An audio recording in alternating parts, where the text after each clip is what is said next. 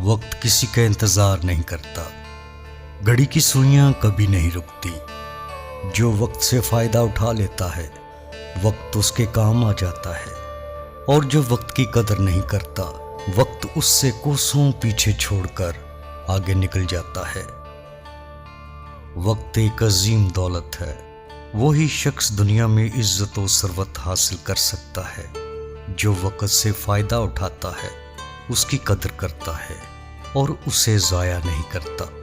हमें चाहिए कि वक्त ज़ाया ना करें, हर काम मुकर्ररा वक्त पर करने की आदत इख्तियार करें और कभी आज का काम कल पर न डालें।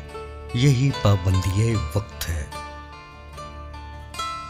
जो लोग वक्त की कदर नहीं करते वो दर हकीकत एक कीमती खजाना ज़ाया कर देते हैं। गुजारा हुआ वक्त कभी किसी कीमत पर भी वापस नहीं आता। पाबंदी वक्त के साथ अगर हम मेहनत करें तो हम अपनी इक्तिसादी हालत दुरुस्त कर सकते हैं, इज्जत की ज़िंदगी बसर कर सकते हैं। यूं हम किसी के मोहताज नहीं होंगे। निज़ाम कायनात भी हमें वक्त की पाबंदी का दर्स देता है।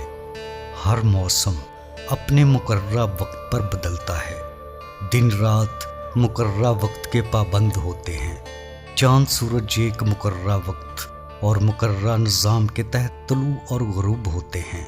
ये अपने प्रोग्राम में कभी बेकायदगी नहीं आने देते। इंसान अशरफुल मखलूकात है, वो अगर वक्त की पाबंदी का आदी नहीं होता तो ये उसकी नासमझी या नाअहली के सिवा कुछ नहीं है। तालिब इल्म अगर स्कूल ना जाए तो तालीम हासिल नहीं कर सकता। किसान अगर फसल वक्त पर ना बोए, वक्त पर पानी ना दे और वक्त पर ना काटे तो कुछ भी हासिल नहीं कर सकता। इसी तरह कारखानादार वक्त पर काम ना करवाए और मजदूर अगर वक्त पर काम ना करे तो उसे कुछ भी हासिल ना होगा। दुनिया में कामयाब जिंदगी जीने के लिए नहायत ज़रूरी है कि वक्त की पाबंदी की जाए और एक लम्हा भी ज़ाया न किया जाए। अल्लाह ताला ने भी हमें वक्त की पाबंदी का हुक्म दिया है। नमाज हमें वक्त की पाबंदी का दर्स देती है। रोज़ा भी वक्त का पाबंद बनाता है।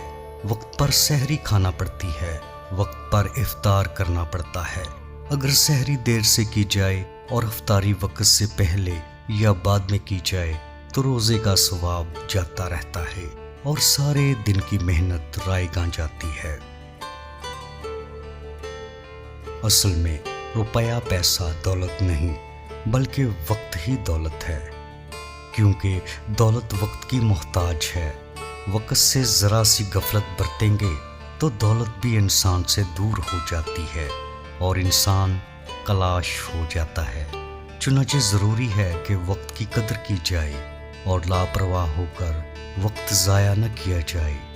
ऐसा करने से ना इज्जत रहती है, ना दौलत और ना सेहत।